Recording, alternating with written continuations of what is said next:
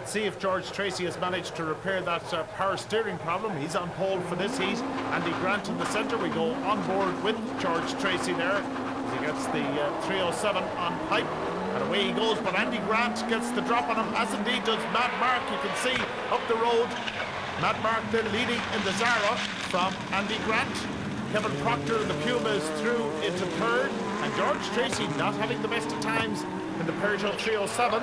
Brand new car this, obviously giving some sort of teething problems.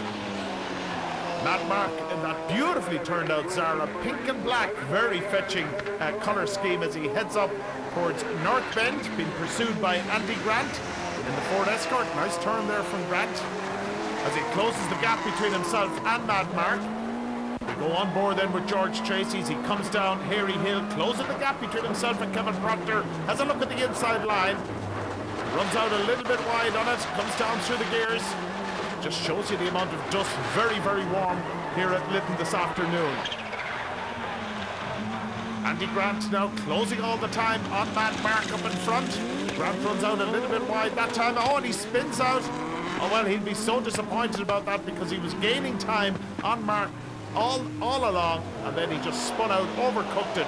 Meanwhile, Matt Mark goes on his way, runs out a little bit wide himself, but manages to collect it all up, keep it pointing in the right direction.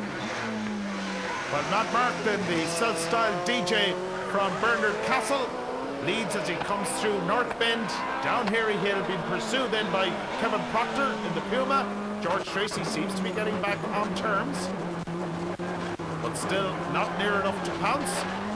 As he comes through the rough, certainly working hard at the wheel of that Peugeot. George puffing ever so slightly there. Perhaps it's early in the season for him yet. Fitness levels not quite what they should be.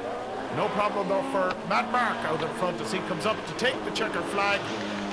Followed home by Kevin Procter, and then George Tracy in third.